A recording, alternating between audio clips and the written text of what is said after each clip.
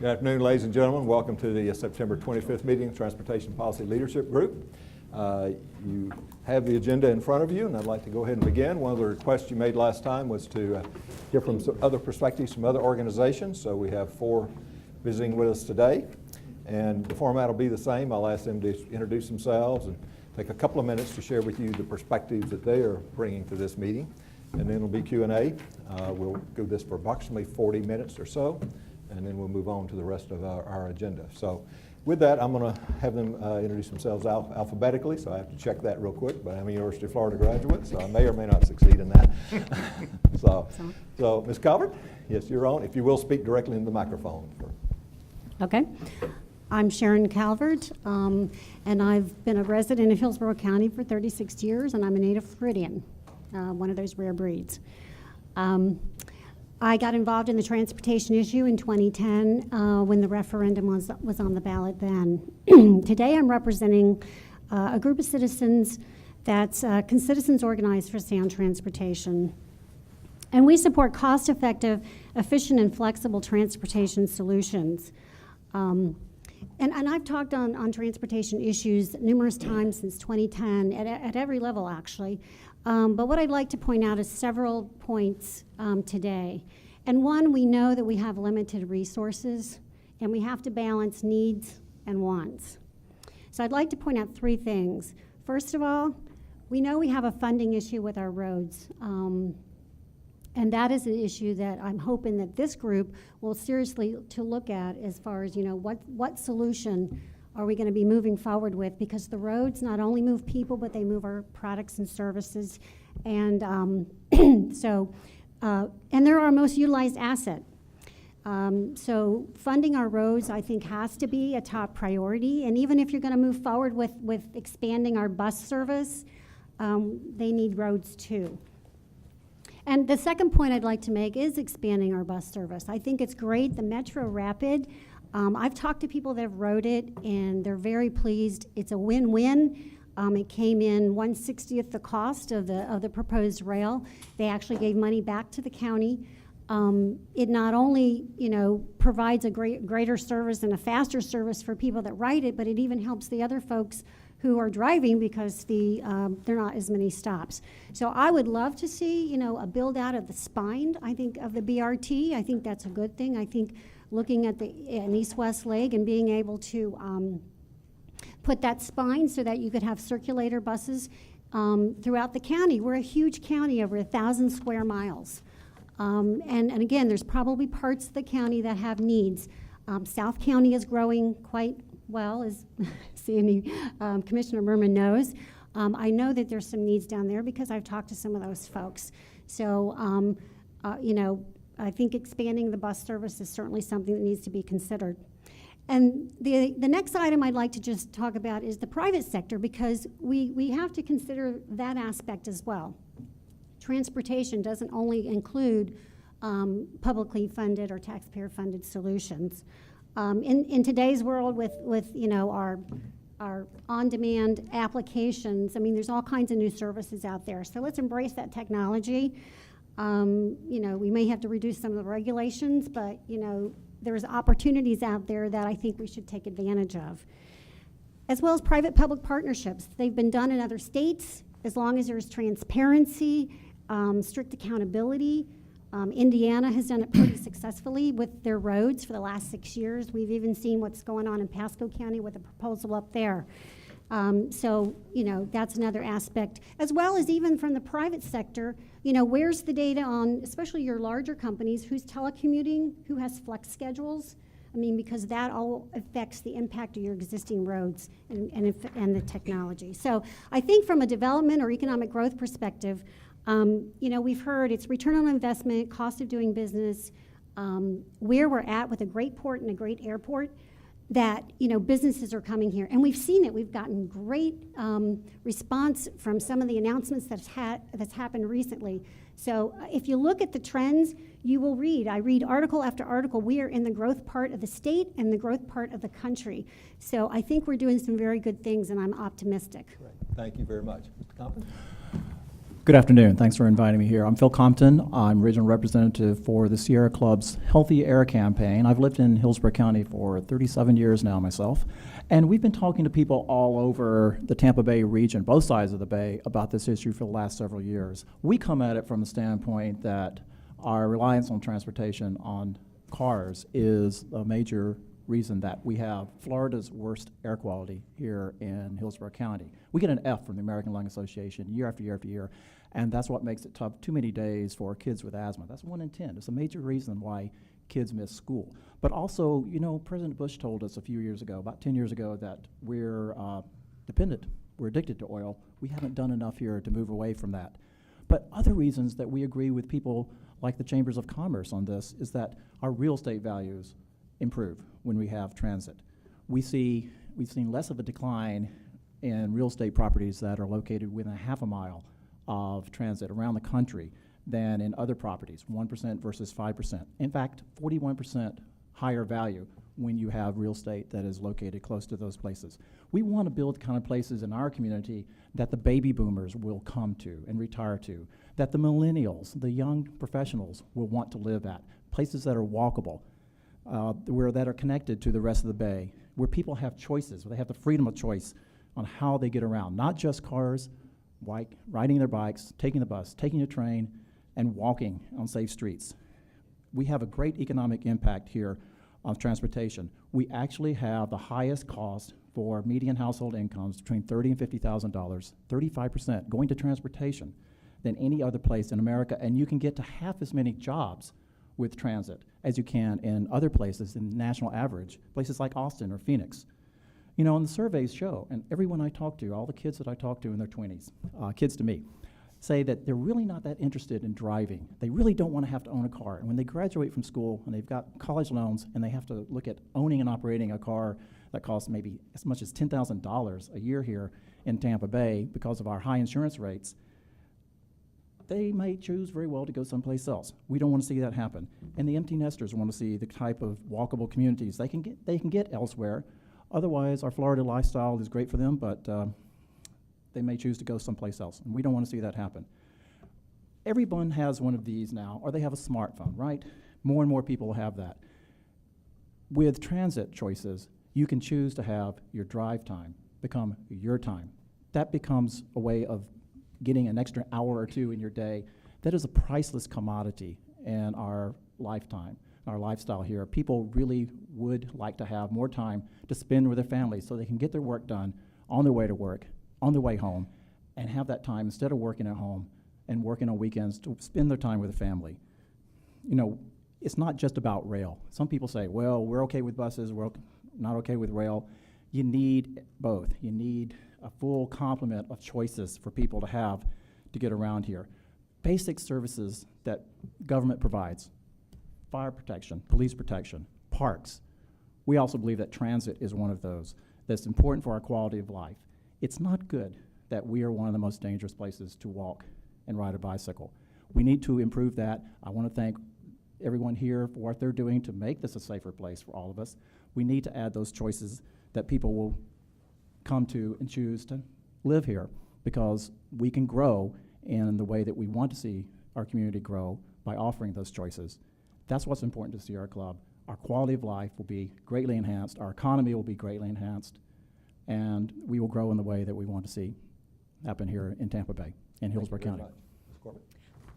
Good afternoon. Thank you for having me here. Cami Corbett. I'm here today representing NAOP, which is a commercial real estate organization. I'm the president-elect of the organization, and we've been involved in transportation and economic development efforts for many years before the referendum, during the referendum, and post-referendum. But what I want to focus on today is that the name of this group is Transportation for Economic Development in Hillsborough County. And the goal should be to structure decisions and economic development around economic development opportunities that complement the county's strategic plan. Transportation solutions are going to vary depending on the area of the county where they're in, and the appropriate solution should complement the economic development goals and strategic plan, not the other way around. transportation as a means to accomplish the end of a more strategic economic development plan, and NAOP wants to keep the economic development focus and help find transportation and other solutions to serve the economic development areas. We want to continue to support a variety of economic development choices. It's not one size fits all. Some companies will want infill redevelopment, some people will want to be in the USF area, some people will want to be down south. And each of those areas will have different transportation needs, but we need to plan for what the economic development of future of Hillsborough County is. And I think that Ron Barton and many people are trying to do that, but I think trying to focus on a particular transportation solution or another sort of puts the cart before the horse in terms of let's get a strategic economic development plan for Hillsborough County, and then let's look at what transportation solutions complement that. Great, thank you. Mr. Seal, if you'll move the microphone over to you. Sure. Can you hear me there? Yes, sir. All right. All right, two of them. We'll double hear you. Yeah. First, I'd like to thank you all for giving me the opportunity to be here today and commend this group on the work that you've been doing and the discussion that you've been leading. My name is Brian Seal. I'm here representing a couple different groups, wearing a few hats. I'm the chairman of Emerge Tampa Bay, which is the Tampa Chamber of Commerce's leadership group for young professionals. We have close to 400 members currently. I'm also on the board of Connect Tampa Bay. We're a grassroots transportation advocacy group that has over 3,000 supporters right now. On top of that, I'm a professional in the commercial construction industry, so I have some of that background as well. Frankly, I'm here to address it. I think each of the speakers have touched on this a little bit, but we're talking about the future here. We're talking about the future of Tampa Bay and Hillsborough County. And what does that future look like, and what kind of future is my generation inheriting that's going on right now, which I really do appreciate and commend the steps that have been taken in this conversation with regard to economic development and transportation, because those are two of the key policy areas. In Emerge, the last 2 years, we've voted through our Young Professionals Summit that transportation is the #1 issue to us, and it stays there year after year as the most important issue as it relates to quality of life and economic development. And I think we reach these issues, and it's a chicken and egg type thing. It's what comes first. What is going to come first, as Phil might mention, in attracting folks my age to come back here after college, after they grow up here and move away, or attracting folks that have never lived in Tampa Bay. I've got a lot of members of the organization that are brand new to Tampa, so we find ourselves being that gateway to the community, educating people on what this area is about, what it has to offer, in terms of the future for their careers, the places that they can live. So I encounter a lot of people that don't know a whole lot about how Hillsborough County ended up the way that we are. And frankly, a lot of people are not content with the way things are. And I think a lot of you are not content. That's why you're working so hard in your positions to face the issues and address this, because we just can't be content. Everybody knows that we've got hundreds of millions of dollars in unfunded maintenance for our roads and transportation systems as they stand over the next decade, that those alone have to be addressed. But I think we've got to talk about options as well. What other options are there that provide freedom to people, whether they want to choose to take mass transit on a train or a bus system of BRT or circulator buses, or whether they want to drive, whether they want to have more efficient, toll roads or interstate options or just better neighborhood roads, and walking and biking as well. We're the most dangerous place in the country for that. More people are killed per capita than anywhere else in the country, and that's, to me, been a shameful fact that I know that various groups have been taking action to correct that, but it all ties together. It's a multimodal system that we've got to work on, and it can't be one or the other. And I've always said, I got involved in this in 2010. I moved back here in 2009 from Atlanta. I grew up in Clearwater, so familiar with the area, and work brought me back. And as soon as I came back was when things were gearing up in this county for the last transportation referendum. I worked on that campaign. That's how I met the other folks that are on the board of Connect Tampa Bay with me now, and learned a lot out of that. And I've been saying since then, transportation, specifically light rail bus system, the multimodal network, is not the silver bullet for what ails Hillsborough County. It's not. It all goes together with how we approach economic development, how we, attract companies here, how we help grow homegrown companies, along with other things like arts, culture, strong neighborhoods. All of it ties together. It's a comprehensive approach. But I think the focus that this group's taking, tying economic development to transportation, is crucial. And I just think we're in too dire of a situation. The Census Bureau released a study this week that put Tampa, for median household income, the lowest out of the top 25 metros in the nation. To me, that's deplorable, because my generation, that's where we're starting. We've got the lowest competitiveness in our earning potential here in Tampa Bay, and I think that's something that we've got to cure. So I do appreciate you all reaching out to young professionals, including us in that conversation, gearing this towards economic development and the future potential for my friends and the opportunities we're going to have in our lifetime here. Also, because of my involvement with Emerge, I'm also heavily involved in the Tampa Chamber, and wanted to just note that this is a very important issue to the Chamber as well, and they have some plans to really get strongly involved in the coming year in this. So thank you again, and Thank be you. happy to talk to you later. Well, members of the group, they're here to respond to questions that you may have, so let me open the floor for the policy group members. Any questions you might like to have any of our guests address?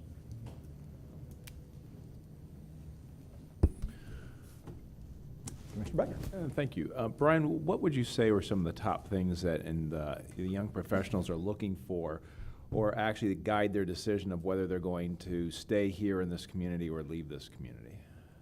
I think a lot of it comes down to job opportunity. Right. I moved back here because it was the only job I could find in the middle of the recession, and that was because I'd grown up here and knew a lot of people.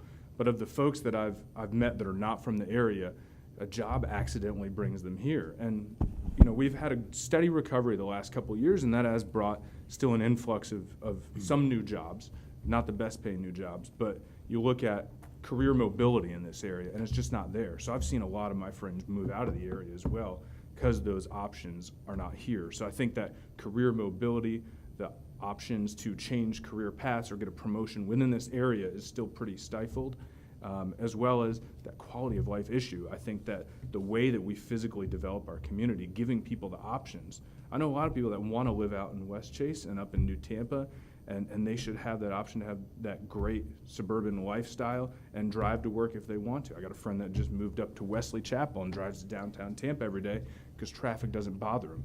That's fine. But we also need to, on the other hand, focus on our inner communities, on the inner city neighborhoods that ring around downtown and West Shore, and help reinvigorate those areas by making them more appealing to young professionals. And I think the connectivity of that, so people don't have to take 20 minutes to go from West Shore to downtown, is a big part of it. Is transportation, if jobs number one, what would be when you talk about the quality of life issues, what would you say would be the next most important thing that you continually hear young professionals talk about? In terms of quality of life? Yes. I think you're talking about culture. That has everything to do with restaurants, bars, museum, the arts, and it's getting there. I think St. Pete has done a great job of reinvigorating that. We're coming along. There's some cool things in downtown and Ybor City and some other areas of the city, but I think that all ties together and encouraging that to provide quality of life as well. We need to become cooler, right? Yeah, That's what you're working on, But I don't right? think we can fake it. A lot of people. The mayor's cool. That's what you're not so sure about. The least hip guy in town. Let me go to Commissioner Higginbottom. Since we opened questions with you, Brian, what's the last cool thing you did downtown? And what's the appeal? And that's not personal to you, but you talk about what's cool. Help the mayor and I understand. But I'm a little cooler than him. but he is afraid of cows. But they bite. What was it that hit you, drew you downtown? What was the last cool thing you did here? And what, as a governing body, have we done wrong, and what have we done right recently? Well, I lived downtown for a year. I just moved to Tampa Heights this year, but I was living downtown in a condo for a year. So I had the opportunity to walk, to all the restaurants and bars there. Probably the coolest thing I last did was I went to Crumb and Cork, a little wine bar in downtown that opened right near the police department. So that was a pretty cool place. But I usually go to most of the festivals in Curtis Hickson Park, Gasparilla Music Festival, all those different things. And I'd say that, what we've been able to do at the park the last few years has been huge in attracting people. Which park? Downtown. Curtis Hickson. Okay, I'm sorry, I didn't hear. So that's something we've done very right with that. In terms of, some of the holdup, there's a lot of people that want to live in downtown. The vacancy rates are still extremely low and the rent's extremely high. So I think encouraging more development downtown has a lot to do with it, with giving people access to and providing a natural consumer for a lot of those retail And I was things. teasing my friend, the mayor, because that's one of the things I think is working right, is we're getting along. But Yeah. what do we do as decision makers on this side of the equation to draw in more businesses to help with that vacancy rate? What's the other cool thing that we need to do here? Well, if I had the answer off the top of my head, I'd give it to you. But I mean, a lot has to do with the ease of getting people in and out of downtown Tampa to experience those things, and in and out of South Tampa, encouraging that denser development in the areas where it belongs. Okay. To be honest, I don't have a straight answer for you. Yeah, and there really isn't. Yeah. Phil, what are the barriers, do you think, that we have? And I'll ask Cammie and Sharon as well, that are keeping companies from coming in to Hillsborough County. And when I say Hillsborough, Sure. I mean Tampa Bay. Exactly. Well, I know some of you in this room were at the meeting several years ago when the fellow who was the mayor of Charlotte came and talked to us about the path that they were on and compared our two regions. And he told us basically, we stack up pretty evenly, but we beat you every time because companies coming to Charlotte, corporate offices coming to Charlotte, don't have to be so concerned about getting their people to work on time as they do here, because they've got a good bus system and they've got the light rail there, and they've made the tough choices. And of course, Pat McCrory's now the Republican governor of North Carolina, and Charlotte's moved forward to improve their system. And I know Mayor Buckhorn was up there last year and had a compare and contrast experience with what they have there. I think that is very important. When you talk about the arts, when you talk about schools, when you talk about any aspect of our quality of life, you can count to the corporate headquarters on your fingers and have a couple left over. You deal with this every day. And I think that's something that they look for, when they're trying to bring their people here and think about coming to a community where either you have to drive or you have the kind of choices that you have that Americans enjoy all over, except for here. The ability to ride a bike, the ability to take transit. Metro Rapid's wonderful. I live in Seminole Heights, and I can take Metro Rapid downtown to the county center and to any place. But it's only a commuter line. It doesn't run at night, doesn't run on weekends. And that would help, Phil. Absolutely. We need buses that run early, late, and often all over Hillsborough County, so people have the freedom to choose that type of transportation for whatever reason they might choose to take that transportation. Most people who ride the buses now choose to. They don't have to, but they choose to. But we need to extend that freedom. Ridership keeps going up. HART is doing a wonderful job, but they're doing as much as they can with what they have right now. We only invest half as much in our transit system as other communities our size do, and the result is that it only does so much. It doesn't do enough. Yeah, Sharon, same question. What are the barriers here? Well, Hillsborough County, we built out in a dispersed manner. So when you're talking, compare us to Charlotte, I think sometimes it's apples and oranges, because I believe from a downtown perspective that Charlotte has a larger downtown than Hillsborough County does. And recently, I think Florida Trend magazine had an article about the I-4 corridor, the high-tech jobs growth that's happening along the I-4 corridor. And the reason for that, from a Hillsborough County perspective, is location and cost of doing business. So I think barriers would be, if you start raising the cost of doing business from the employer perspective, And from the employee perspective, I think when people want to move here, we've got a great climate. I mean, we've got a natural, wonderful climate here. We have a still affordable cost of living, but I think education. I think a lot of, if you're a family with children, you're going to be looking at the education, and we're lucky here in that regard too, because we've got some great universities here with USF and University of Tampa, et cetera. So the barriers that could be hurting us could be some of the regulations that perhaps we need to look at. And I know some of that work was done last year, and looking at how quickly companies could actually move here and be up and running. Ms. Corbett, your response, Commissioner? Sort of piggyback on some of what Sharon was saying in terms of making sure that we're looking at what we have today and what's on the ground today and what can we do today. My concern about barriers to economic development, and again my focus being on economic development, is that we are engaged and been engaged for many years now in a long-term solution for transportation, but we're not doing anything today. And we're talking about something we want to do in the future. And NAIOP is a supporter of transit and did support the transit referendum. But the reality is that transit's not happening today or next year or the next year. Even if everybody agreed right now in this room, hey, transit is what we need, that doesn't help us in the 3 to 5 year time frame, or even necessarily the 10-year time frame. And it's very important that the county and the policymakers focus on what can we do today. What is it that we can do to improve the transportation network? Because the failure of many of the roads is a barrier. Having transportation concurrency in place with no plan or solution to address it is a barrier. I worked with companies when I was a lawyer that people wanted to come to Hillsborough County and relocate in an area that had been deemed an impact-free zone for many years. They bought property only to find out they couldn't meet transportation concurrency on the road. And it stalled them for more than 3 years while they had tried to figure out what they were going to do. So not focusing on what you're going to do in the near term is a barrier to economic development. Commissioner Chris. Please, go ahead.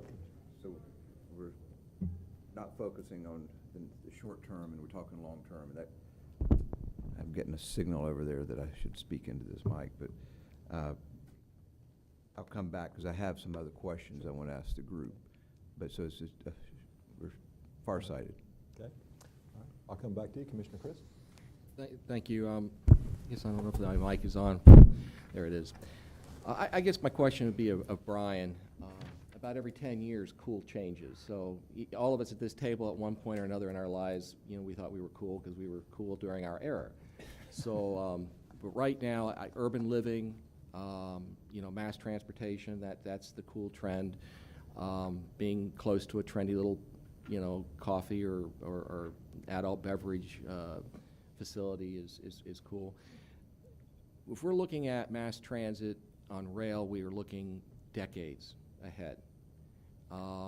In order to have something cool emerge during your tenure as a young professional, we're probably looking at capitalizing on what we already have in place. What do you see from your perspective are some changes that we could make within the next 10 years to immediately get things moving in a cooler direction for transportation? Well, while I want a cooler city and region, I don't think that, I don't address it from a standpoint of transit is cool. I think it's functional. I think it's useful. I think it's necessary. I look at the communities that have had systems for decades and they've been frequently and consistently used. To me, it's not a fad. It's a backbone of the way that our infrastructure and economy works.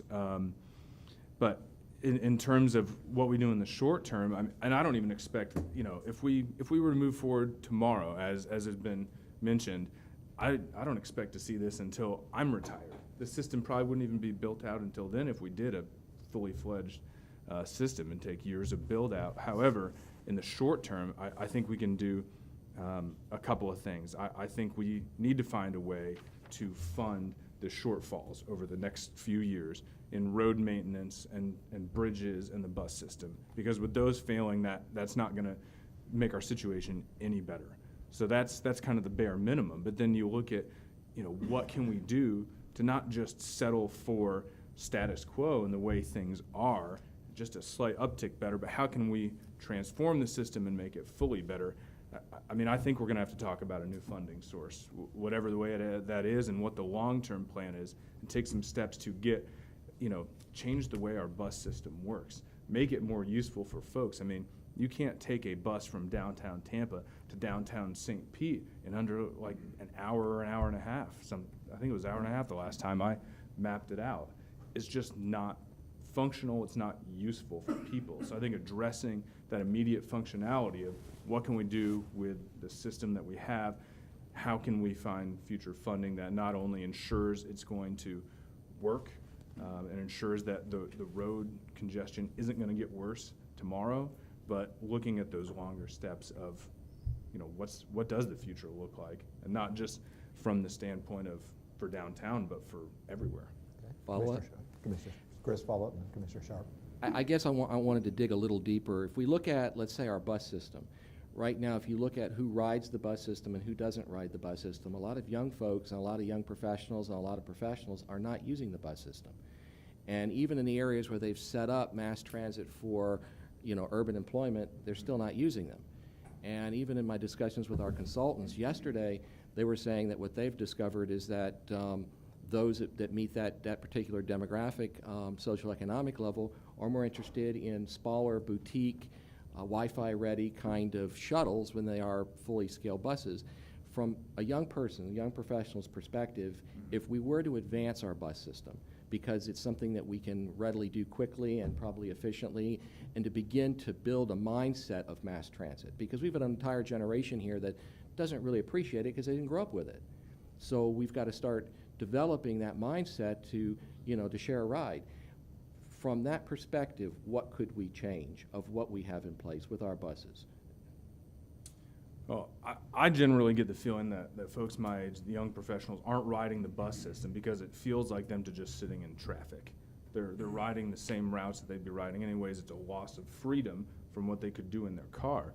But as congestion gets worse and worse, I think people are starting to weigh that. And the choice then starts to come down to where do you live as opposed to how you get to work, because the bus system just simply isn't there. I think creating more circulator routes that maybe you're not looking at just people that only work, but you're looking at nighttime activity, you're looking at weekend activity, the options for frequent service. Like the Bull Runner at USF, where you've got a circulator that's on a constant basis where every 15 minutes you connect. Yeah, I think that could be a pretty good short-term solution to the areas where people are concentrated and live and do a frequent amount of activity.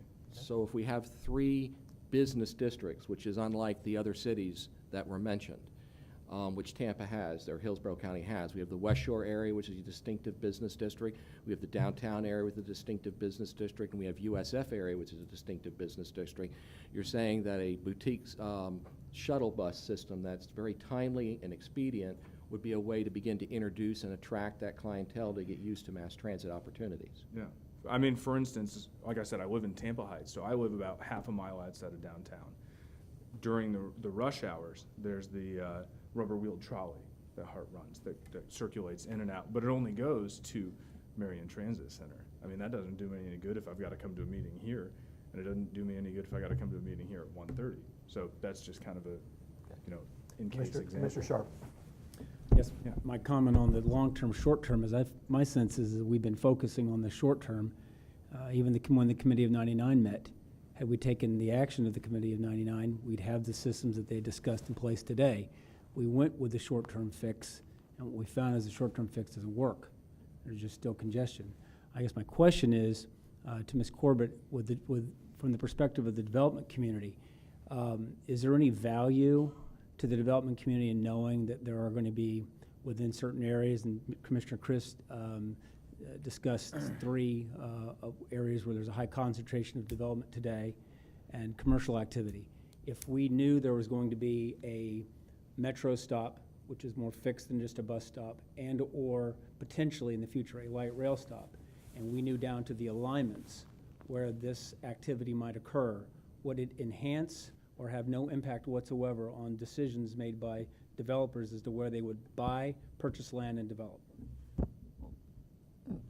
We just want to make a distinction between developers and business owners, because those are two separate categories that tend to get lumped in. So a developer, yes, would probably find value in that because he or she might invest in a property hoping to position it for the future, because that's what a developer does, makes an initial investment in land, gets it entitled, waits, either, willing to hold it until such time that a transit stop occurs. So developers, yes, that would add value.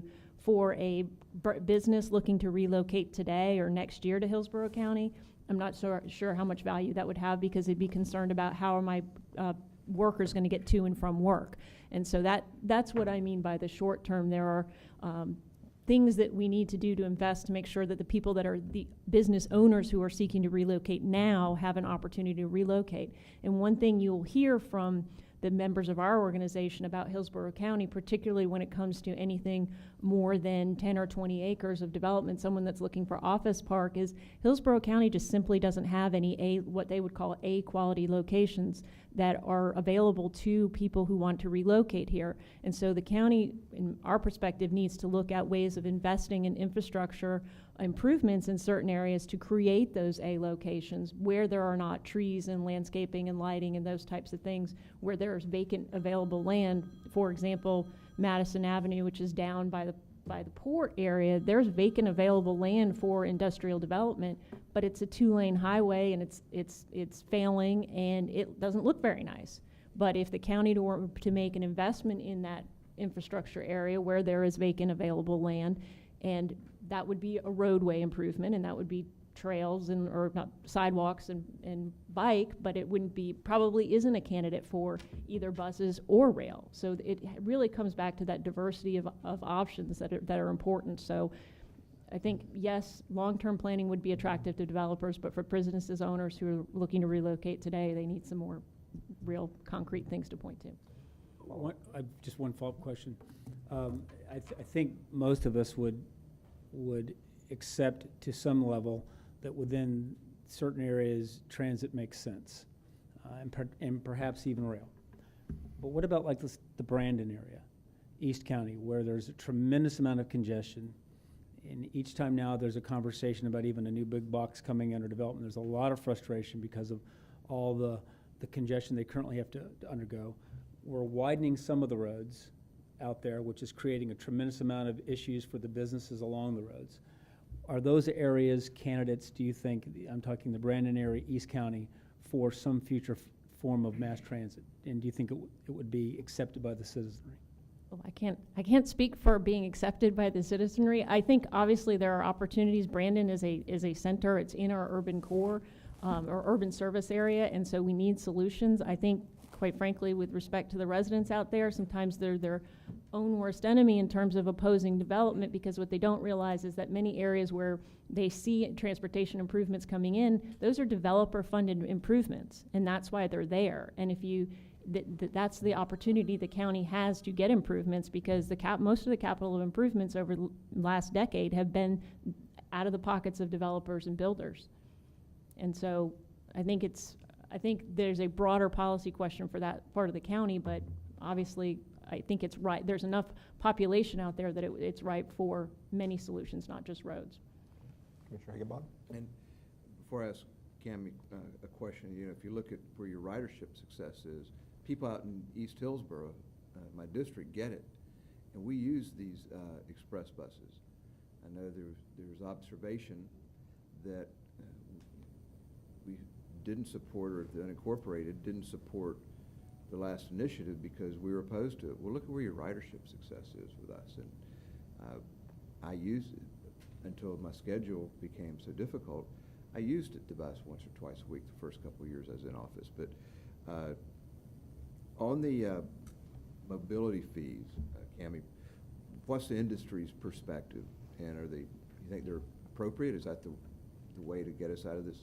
Well, first, I just want to, again, maybe for clarification and definitional purposes, as I did with the developer and business owner, I want to make this, a mobility fee is nothing more than an impact fee.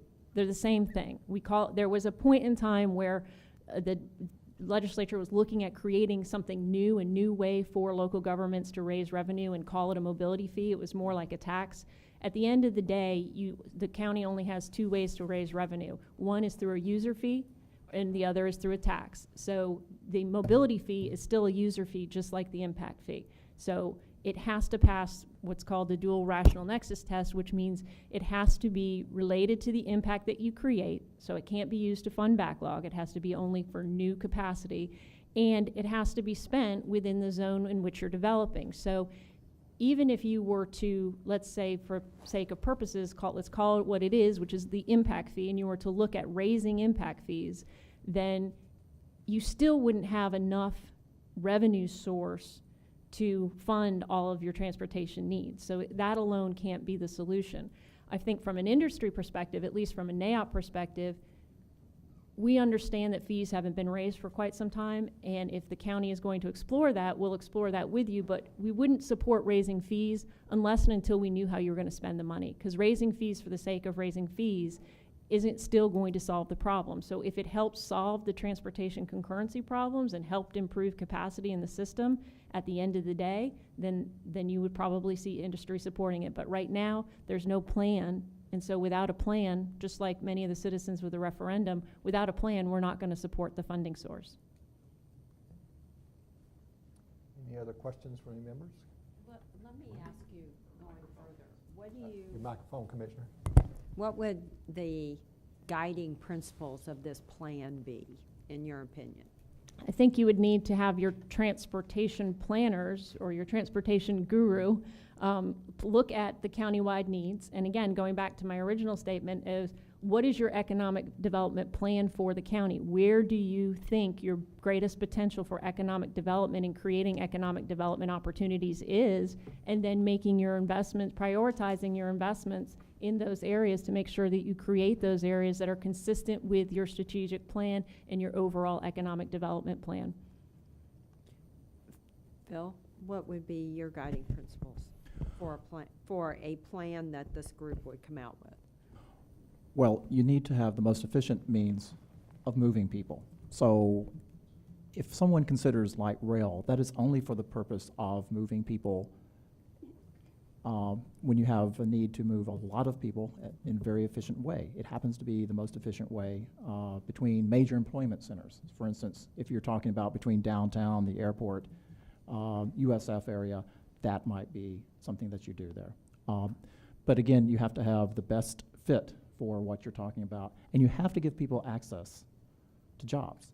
The fact that we have half as many jobs that are accessible by transit today as cities that are comparable to us like Austin and Phoenix is really not something that anyone would want to support or be part of our plan.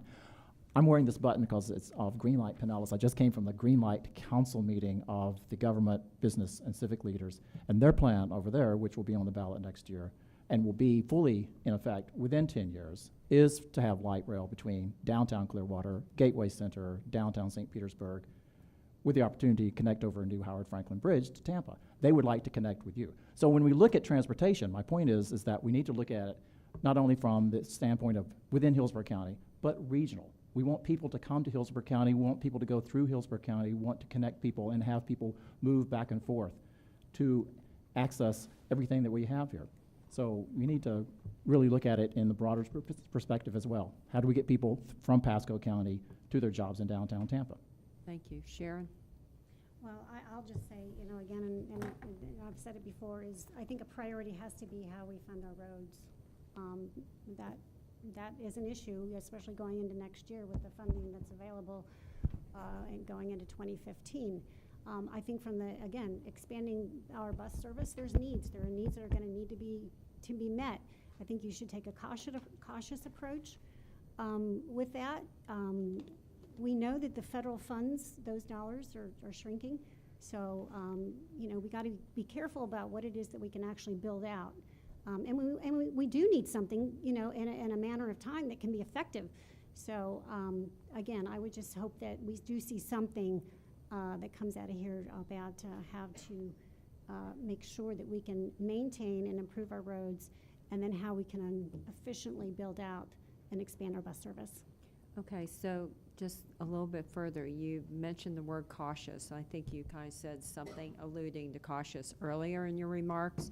And I guess what I'm hearing is there's a concern on Well, what the concern plan would we're going be- to come up with. And I want to make sure, what are you basing that on? Is it some return on investment you're looking for? And what is in that return on investment? Is it how many cars we take off the road, or what Well, is it? I think a lot, well, I mean, I look at it from your cost-benefit analysis, and I do think that you have to look at the cost and what you can do in a time frame that would be effective. Well, we know that ridership has been increasing on the bus, and they do have the predictions, I think, for looking forward. So, but from a cautious perspective, what I'm saying there is, you know, let's have some success, because success builds on success. And so when you do have some of those successes, and then you want to move forward later, I think you gain confidence of the residents here, the taxpayers here, the citizens of here. So again, and Commissioner Chris, you know, spoke about, you know, kind of maybe the change of, and I think several you did about writing, you know, transit. I think that's how you do it, is you build out there, make it available, and people start using it, and then you can see where you can go from there. But I think just from a cost perspective, and making sure that you don't bite off too much than you can chew, because it has to be long-term financially sustainable. So we can't just be thinking that, you know, the money is always going to be there from another source, whether you're looking at state grants, federal grants, or whatever. You know, you start building out, the money has to come from somewhere. So my caution is making sure that we do it in a way that we can pay for it. Okay, and Brian? I would respectfully disagree with the word cautious. I think the word should be bold. I think that's the solutions we should be looking at. My grandfather was a Clearwater City Commissioner back in the 1970s, and I've heard stories about how they talked about these very issues back then, before I was born. And we're still talking about them, and not a whole lot has changed. I would like to see things change around here. I would like to see us change the way that we address the way our city connects, our county and our region. We can't think about ourselves as just one city or one county by itself. We're a multi-county region. People live and work and do activities all over the place, and it's going to just get tougher and tougher as we continue to grow by, you know, the natural things that Florida and Tampa Bay has, with lower taxes, with good weather, with all of the benefits that we have that attract people here. But we can't just rely on that anymore. I think we've got to prepare for growth from the standpoint of a robust transportation system with options that provide the ability to have everyone have a different type of lifestyle if they want it. Right now, there's only one or two options you can have. You can live somewhere that's very walkable, and there's only a few places to do that, whether it's in South Howard area or West Shore or downtown, or you can live somewhere where you have to drive. So I think we've got to change that, provide greater options, and I'd like to see a bold plan come out of this working group. I can take one Thank last you. question.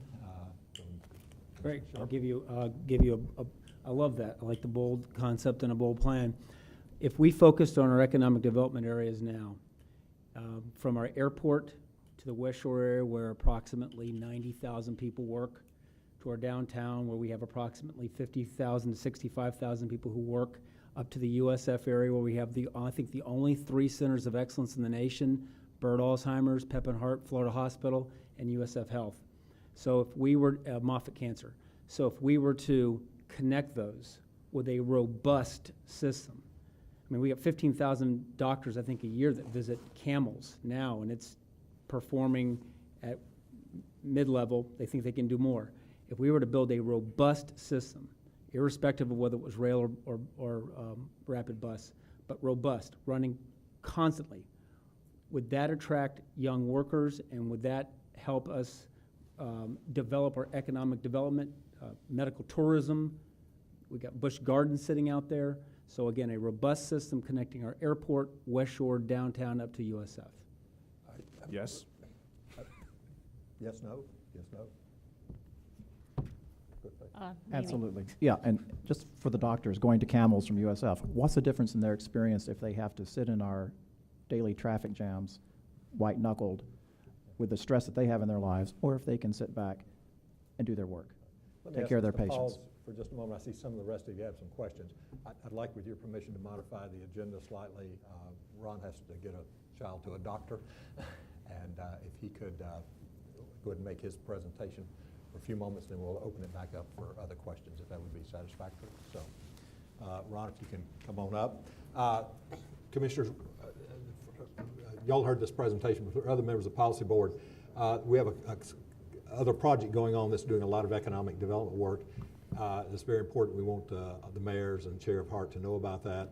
And we also, one of the things you've requested on us is what are the tools that will be available to help you make these decisions in terms of if you invest here, what you get. And so Ron's going to give you a quick presentation on that, and I'm going to skip over my spots to that. So Ron, thank you. Thank you, Herb, and I'm sorry for the agenda adjustment, but I appreciate your working with me on it. Nothing like putting your target on your back right off the bat.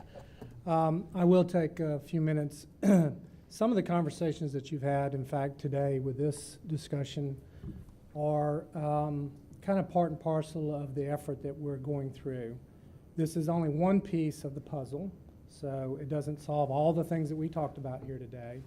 But some of you that actually participated in the Economic Prosperity Committee also are party to some of these conversations as well. So what I want to talk to you today about is a tagline that we call competitive sites. And the reason it's important is a number of reasons. They would start with even comments that Cammie made on behalf of the development community about how well are we positioned to achieve our economic objectives by continuing to attract quality companies with a good growth curve. And the second is, where do we attract them in our community? So how do we relate use of our land and our resources associated with that attraction process? There's also a component that relates to today, what is our capacity to continue to fuel economic growth through attraction and growth of companies in terms of existing built inventory versus where you position the next development sites. So those are all parts of the puzzle, and I want to just chat a little bit about that. It's really a subcomponent of the economic development area conversation.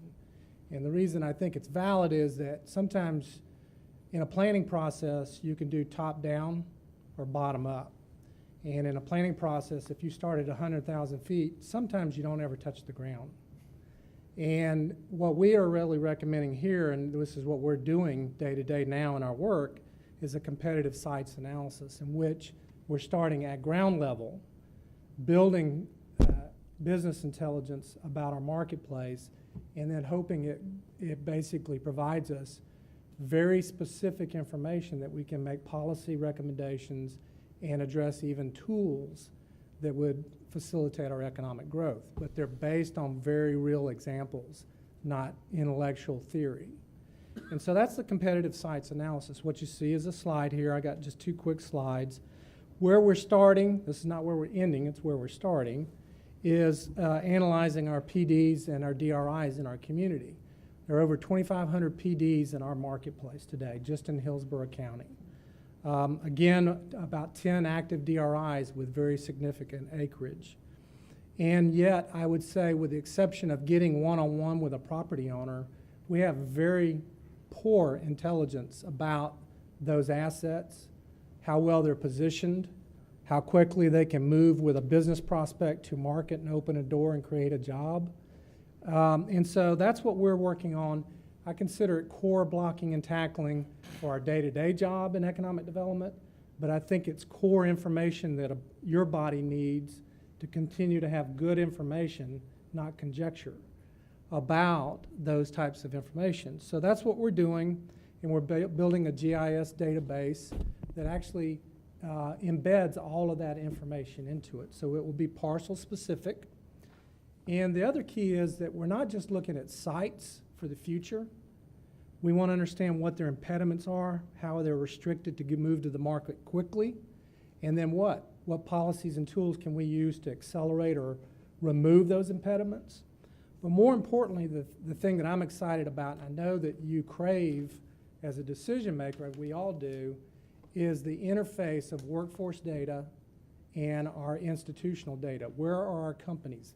A very simple question. We know it intuitively, but we don't have all of that in one place where we can say, here's our financial services, here's our manufacturing, here's our healthcare and life sciences. We know them generically because we know our community, but we don't have them interface with that.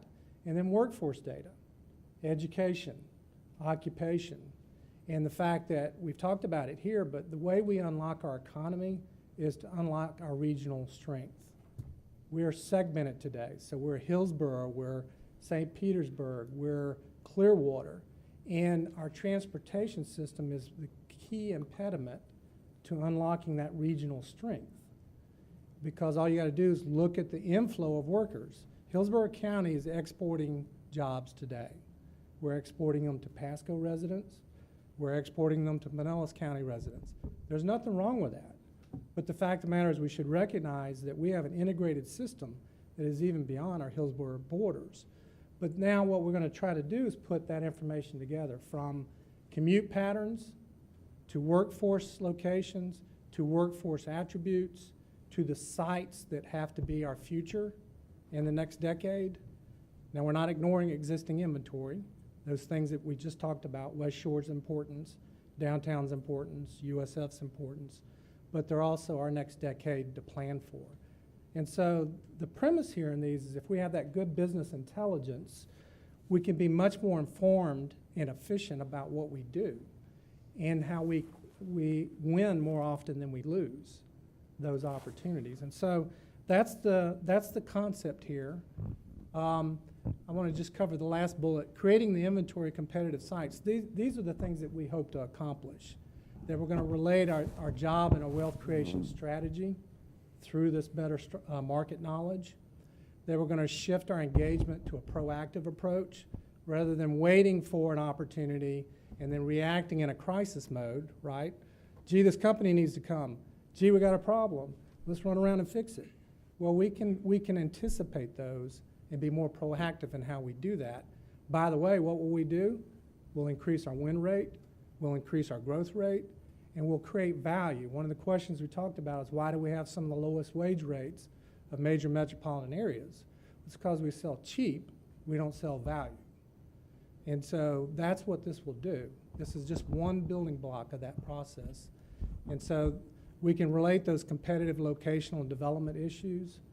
And again, the last one, pertinent to you, and this is basic information that helps you relate infrastructure and investment to what you're trying to accomplish. But you need good data about the marketplace to understand it. So I just wanted to give you an update. This is work in process. We're pedaling as fast as we can as well. It's a building block we believe is critical for so much of what we do, from day-to-day marketing at the EDC, to good community planning, to transportation conversations like that you have, but it's good, sound business intelligence. Those sites are just one key to our future, and we hope we have much better information to relate for you and for ourselves in that process. So that's a quick update, and I certainly would be happy to answer, Herb, if that's okay. Sure. Answer any Let me questions. first offer either the mayors or the chair of Hart if they have any questions before I go to the county commission. Commissioner Merle? Well, this is a breath of fresh air, and actually I think the Buccaneers should hire you because if they had a plan like this, they might have won the last 3 games. Oh. But anyway, no, I'm just kidding. No, they block and tackling. Anyway, this is a solid approach because number one, what it does is it takes the cautious part that Sharon mentioned and puts the data and the exactness of where people work, the businesses, and how we link the transportation network. So we're connecting, doing the connectivity, and it really does. It puts the meat on the bones with linking us to this jobs and economic development. That's all people care about, is how they're going to get to work, where they're working, and how they're going to get home. Fastest way. Then it goes back to the bold approach that Brian's talking about. You have this data, then you can boldly come out with a plan. And I think this is, for me, this is the meat on the bones, and will give us the information we need to really move forward and answer the questions of the skeptics out there that think we're still never going to get anything done, to really putting certainty on a plan and answering and providing a solution, because jobs is where it's at. We have lost over, I saw the figure, I think they had too many zeros, but 200,000 manufacturing jobs in Tampa Bay alone, because we don't have any sites. We don't have the places for people. We don't even know where people live that could work in manufacturing. But by you giving us this tool, we'll be able to create those sites for these and then hopefully get people to work there. Chairman So Hagan? I thank you. I want to first of all thank Ron for the presentation. I do feel that this is definitely a necessary building block. We do need a countywide inventory and database, and also do the business analysis on the potential of these sites for development. In fact, I thought that our staff had gone down this path a couple of years ago, and I guess it either never materialized or wasn't to this degree. My question is, how does this analysis work with or complement the economic development, the EDA paradigm that the County Commission had been going down that path? How does that work with? It's completely consistent with the EDA issue. I think I can best answer it by my analogy about top-down or bottom-up. I think the best way to build a credible plan process around the EDAs and to understand how they function and how you can enable them is to really go, again, in my estimation, from the bottom up. And so many of these sites are obviously located in areas that are critical to our community today, and we mentioned 3 of them, USF, downtown, and West Shore, but those are not all of the areas that are critical to our economy. I-75 corridor is one as well. And there will be future areas of our community if we expect to continue to grow and expand. And so my first answer to you, Commissioner, is that it's complementary completely. I believe it's a fundamental building block that allows us, again, to build the credibility for the EDA concepts, but also to have things that we can execute on. I mean, that's the key in the end of this, is that do we have definitive knowledge that allows us to execute? Because the question is, intuitively you would know a downtown development site is going to have different attributes and needs to accelerate to marketplace than something out on the I-75 corridor. For instance, wetlands issue is not going to be an issue per se in a downtown location, yet in a suburban location it's going to be a very critical conversation. Well, having a better understanding of what those are, the magnitude of those issues, and then how to basically overcome them allows us to configure our policies around them, because every EDA's toolkit is probably not going to be the same. They're going to be different because they're unique. Only way to know that versus guessing is to know the sites, and that's your building block up. Hopefully that helps some. Yes, it does. Thank you. Commissioner Higginbotham? The question is basically on the same line as Ken's. So I'm fine at the moment. Okay. And the one other thing I would add, Herb, if I could. No further questions. No further questions. I would add this, because the commission asked me this as well when I gave this presentation. It's fair that it should be shared with you as well. This is just one, as I said, one of the puzzle pieces, and it's one of the fundamental building blocks. There's 2 off of these. One is redevelopment, and that's how do we use our existing resources and our where we have infrastructure and our ability, but necessarily by their composition, they don't sit in the same place that a PD or a DRI property does. And so we have to not only move from this platform into our redevelopment platform, And then we have to also move to the right off of this platform, which is lands that aren't zoned today, that may not have infrastructure today, but they play a role in our 20-year history, in our 20-year future. And so just to give you comfort level, this is not where it stops. This is kind of the beginning point. It's a launch point, but we go both ways off of that platform, redevelopment and then our 20-year horizon as well. Vice Mayor? I just want to say one of the reasons I'm so excited about this is that, just to give you, for instance, we have roughly 4,000 acres available in Plain City, East Hillsborough County. But I know that, but who else knows that in the county? Right. You know, I'd have no idea what South Shore has available or Northwest. I'll take the microphone, okay.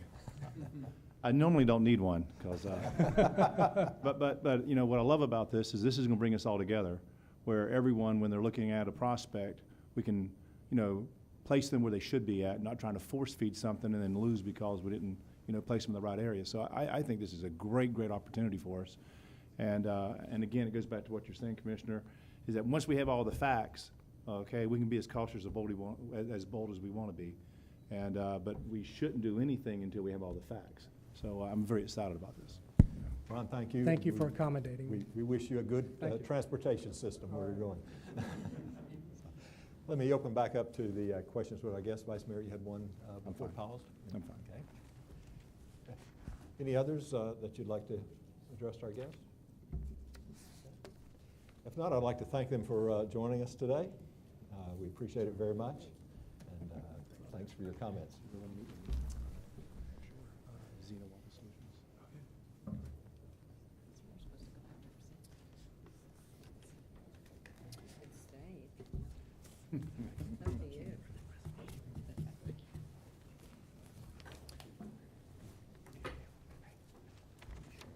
Ladies and gentlemen, if I may, let's go back to item 3 on the agenda real quickly.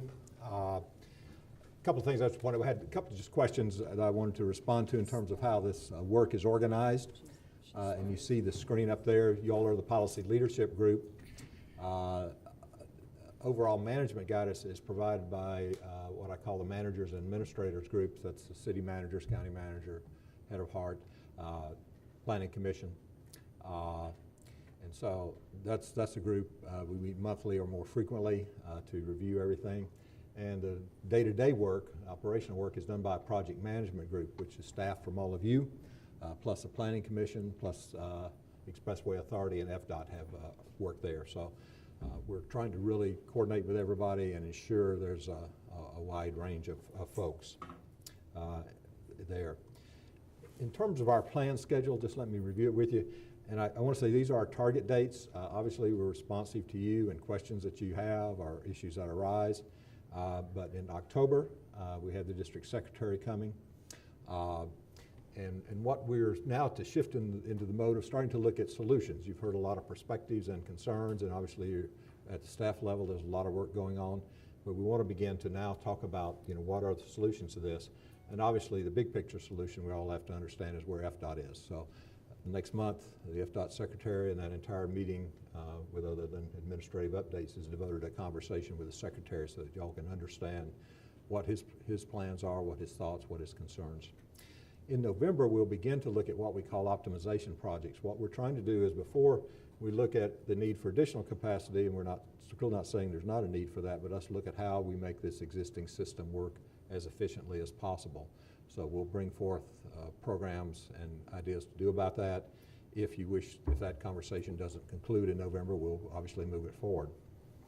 But there are two other major types of decisions from a long range, which we'll begin to talk about in December.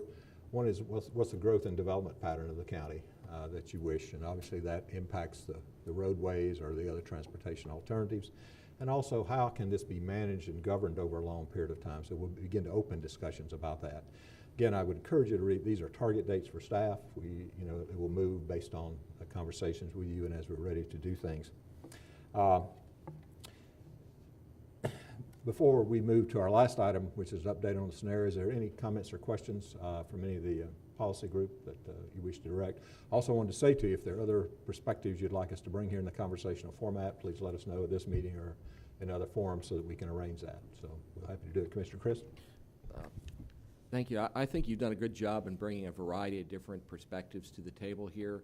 The one I'd like to see us bring as well is some of the citizen groups that come to us on a regular basis with their concerns about these issues. I think it'd be interesting to have them at the table and engaged in the conversation as well. All right. Certainly we'll arrange that. Probably try to hold that till November because we want to protect the time with the secretary for that. So. Okay. Question. Yes, ma'am. In December, we're going to talk about growth and development pattern solutions and governance solutions. Governance solutions to what? How, whatever y'all decide at the end, this is why this is an opening conversation, not a concluding conversation, is how can this system that you choose be best managed? That may be the exact way you do it today, or you may say there's some alternative way. So we just want to start asking that question. You know, do you believe that the existing bodies here can do that fine, and that's fine? Do you believe some other mechanism is better? We have no predetermined solution or ideas about that. We just want to discuss with you whether we need to think about that. So it's an opening of a conversation. Could close that day, could continue for a while, depending on your thoughts. Okay. We're not suggesting changing the county commission, are we? Heavens, no. We did that once. It was a failure. I like having this work. I would never bring that up. Okay. All right, our last item, we'd like to update you on the status of the comprehensive plans. Ray, are you doing that or are you assigning that? Okay. Get the man himself. All right. I'm sure most of you are aware, I've spoken about this before, of our Imagine 2040. I want to report that so far it's going very well. We already have more input than we've ever had in any comprehensive planning process in the 30-plus years I've been around here. We've gotten over 2,000 surveys, in-depth surveys done by citizens. We hope to get a lot more. This is going to go on till October 20th. We've spoken at 50 different group meetings and civic events. We have another 30 scheduled up until October 20th when this effort ends. What we are planning when that's over is to take all this information and analyze it. We're going to be able to tell what parts of the county the different citizen input came from, what people said in different areas, because one thing we've learned from our last effort is one size doesn't fit all. Just giving everyone the same thing is not the answer. It's giving the people of Hillsborough County what they want in their area and tying it all together. So I think it's going very well. Anything you can do to help us. I'm going to be writing a letter to the largest companies in Hillsborough County asking them to get their employees to participate in this also. More information we get, I think the better off we are with this. I have to say, again, I've been around here for 30 years in the planning profession, and I have never seen this kind of upfront work before, where we have the county and the cities together a year before our plans are due, talking about these issues. Usually the Planning Commission would do a plan, and a couple months before you had to adopt it, we bring it to you. This, I think, is going to have ownership of all the different parts of the community and hopefully and the elected officials, so we're all kind of on the same page, working together toward the same agreed upon goals. So for a planner, that's very exciting, and we're working as hard as we can, again, to get as much input as we can. So we hear what people are saying, and we have a plan that people believe in and believe that that's the plan they want and can support, something that really hasn't happened too much in the past. With that, I'd be happy to answer any questions you have. But that's where we are right now, working toward October 20th. Okay, thank you. Any other comments from the policy group? Thank you for your time today. We'll see you October the 9th. You know, I think one thing we need to put away, and I Just look at the bugs that